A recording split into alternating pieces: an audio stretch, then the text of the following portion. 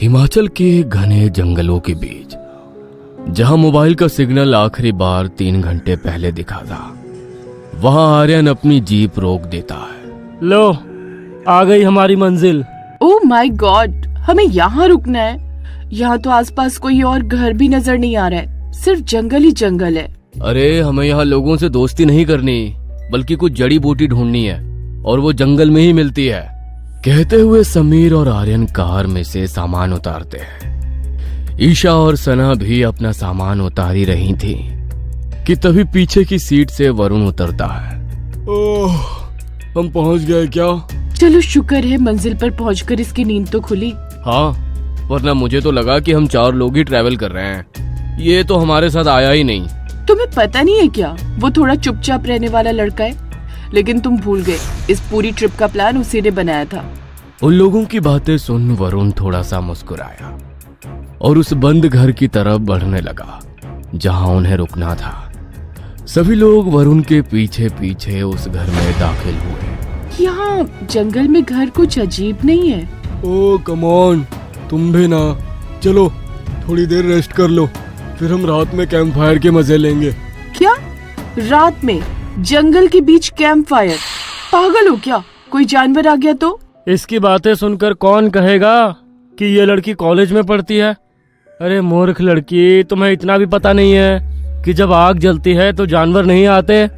उसका डर सही है, क्या पता जानवर ना सही कोई और आ जाए। यार प्लीज तुम लोग डराओ मत। कहते हुए वो जंगल की तरफ देखने लगी। सब लोग उसे देख हंसने लगे। रात को सभी दोस्त आग के आसपास बैठे मस्ती कर रहे थे। आर्यन गिटार प्ले कर रहा था। कुछ देर बाद उसके गिटार से अजीब सी आवाज आने लगी। अरे तुम्हारा गिटार रो क्यों रहा है? क्योंकि उसे तेरी शक्ल पसंद नहीं आई।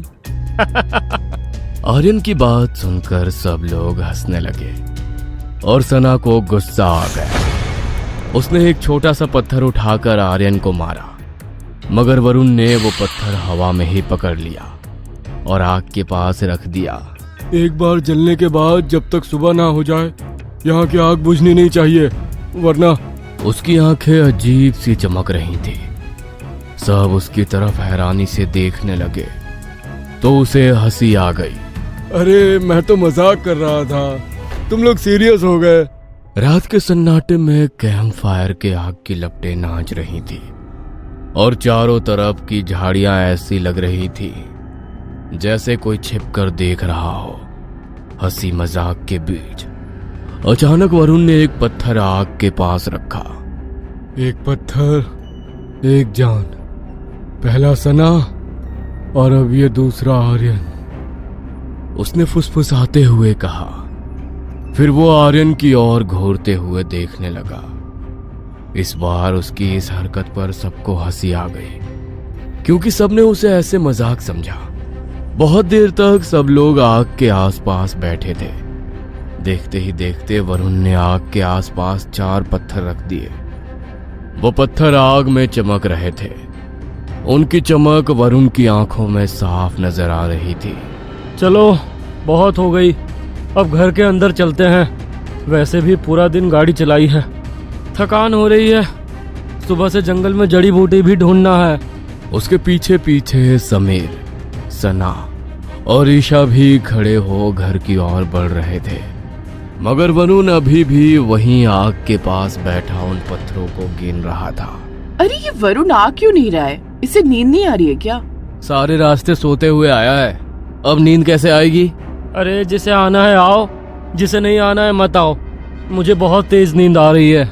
कहते हुए आर्यन घर के अंदर चला गया। बाकी लोग भी उसके पीछे पीछे घर के अंदर दाखिल हुए, मगर घर के अंदर 4 नहीं बल्कि 5 लोग दाखिल हुए। उन लोगों को पता ही नहीं चला कि घर के अंदर उनके पीछे दबे पांव कोई 5वां शख्स भी दाखिल हुआ है। वरुण वहीं बैठा बैठा आग में सूखी लकड़ियां डाल रहा था। उसके चेहरे पर रहस्यमय मुस्कुराहट थी।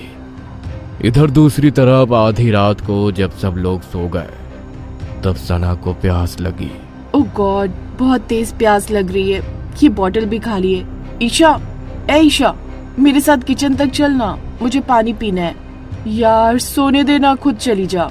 ईशा के मना करने के बाद सना अकेला अपने कमरे से बाहर निकली, लेकिन जब वो बहुत देर तक वापस नहीं आई तब ईशा ने समीर और आर्यन को जगाया।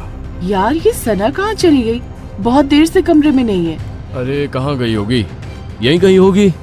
समीर तुम बाहर देखो, हम लोग घर में देखते हैं। जब समीर उसे घर से बाहर ढूंढने निकला तो उसे सना का मोबाइल मिला जिसकी स्क्रीन टूटी हुई थी। आर्यन यहाँ आओ, देखो ये सना का फोन। सना तो अपना मोबाइल छोड़कर कहीं नहीं जाती है, फिर उसका मोबाइल यहाँ कैसे? वे लोग सना को आवाज देकर ढूंढने लगे। तभी ईशा की नजर वरुण पर पड़ी। वो अभी भी आग के पास ही बैठा था। अरे ये वरुण यहाँ क्या कर रहा है? इसने देखा होगा ईशा को, इससे पूछते हैं। कहते हुए वे लोग वहां पहुंचे तो उन्होंने देखा कि कैंप फायर के पास अब 4 पत्थर सलीके से एक गोले में रखे थे। उसमें से एक पत्थर काला था। वरुण वहीं बैठा आग को कुरेद रहा था। सना कहाँ है वरुण? तुमने देखा क्या उसे? अब वो यहाँ नहीं है, इन पत्थरों में है। ये गिनती पूरी होगी। कहते हुए वो हंसने लगा।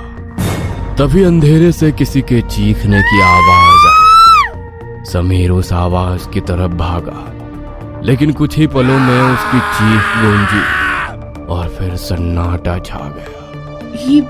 ये आवाज समीर की है। उन लोगों ने चीख सुन वरुण की तरफ देखा तो वरुण खामोश हो आग को ही देख रहा था। उन लोगों को बहुत अजीब सा लगा। वे लोग इसे इग्नोर कर समीर की आवाज की तरफ बढ़ने लगे। वरुण धीरे धीरे उनकी तरफ बढ़ने लगा। उसके चलने का ढंग अब इंसानी नहीं था। मैं वही हूँ जिसे तुमने बुलाया। तुमने आग जलाई, तुमने मुझे न्योता दिया। अब तुम लोग भी उन लोगों के पास पहुंचोगे। कहते हुए वरुण उन लोगों की ओर बढ़ने लगा। ईशा ने रोते हुए अपना पर्स खोला ताकि वो अपनी छोटी बंदूक निकाल सके। तभी उसके हाथ में एक ग्रुप फोटो आई। ये फोटो उन्होंने जंगल में घुसने से ठीक पहले खींची थी। आर्यन इसे देखो। कहते हुए ईशा की आवाज मर गई। उसने डरते हुए फोटो आर्यन की तरफ बढ़ाया। आर्यन ने अपने मोबाइल की टॉर्च की रोशनी फोटो पर डाली। उसके दिमाग में जैसे धमाका हुआ। फोटो में सिर्फ 4 लोग थे, वो खुद, समीर, ईशा और सना। वरुण नाम का कोई शख्स फोटो में था ही नहीं। आर्यन को अचानक याद आया कि वे लोग किसी वरुण को नहीं जानते, यहां तक कि उन्हें इस जंगल में भी नहीं आना था। उन्हें तो मनाली घूमने जाना था। उनकी किसी भी याद में वरुण का चेहरा शामिल नहीं था। वो एक ऐसा साया था जो उनकी यादों में रेंग कर घुस गया था और उन्हें यकीन दिला दिया था कि वो उनका पुराना दोस्त है। ये हमारा दोस्त नहीं है, हम किसी वरुण को नहीं जानते। हम लोग इसके साथ यहाँ क्यों आए? क्योंकि मैं चाहता था कि तुम लोग यहाँ आओ और इन पत्थरों की गिनती पूरी करो। 2 लोग तो इसमें शामिल हो गए, अब तुम्हारी बारी।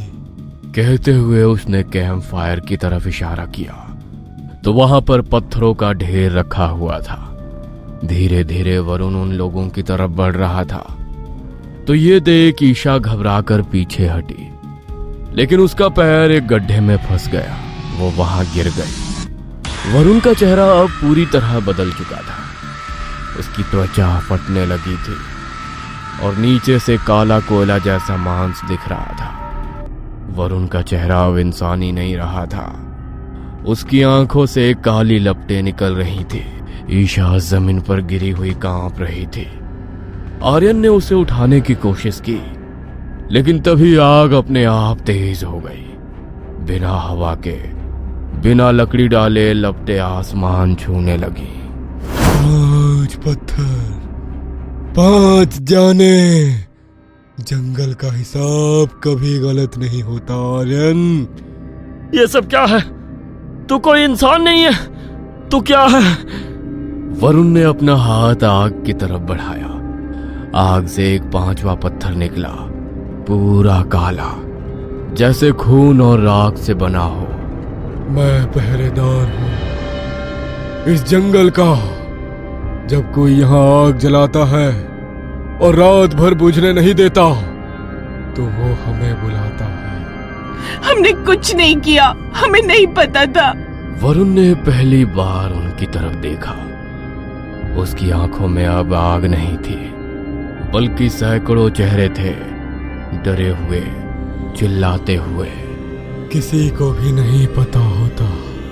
अचानक आग से सानिया, समीर, सना की आवाजें आने लगी। उनकी चीखें, उनकी सिसकियां, सब आग के अंदर कैद थी। आर्यन का दिमाग सुन्न हो गया। तो ये पत्थर?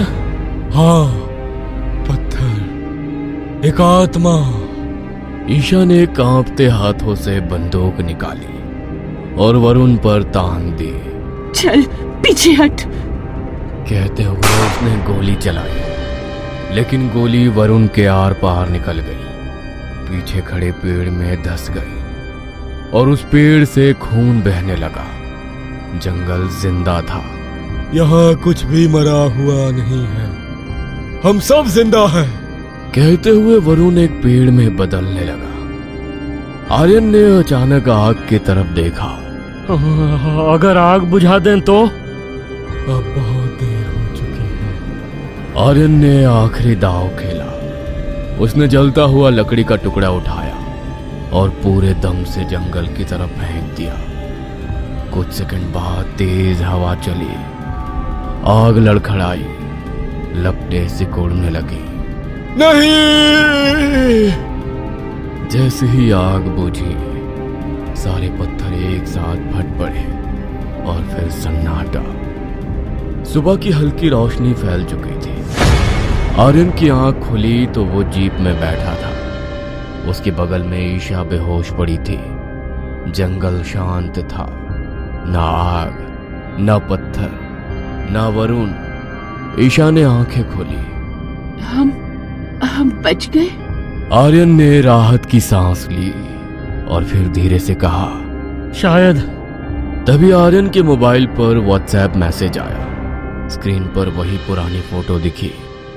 इस बार फोटो में 5 लोग थे, 4 वे और पीछे पेड़ों के बीच वरुण मुस्कुरा रहा था। हेलो दोस्तों, यदि आप हमारे चैनल से नए जुड़े हैं तो हमारे चैनल एवी लाइव को सब्सक्राइब जरूर करें और अपने दोस्तों में शेयर करें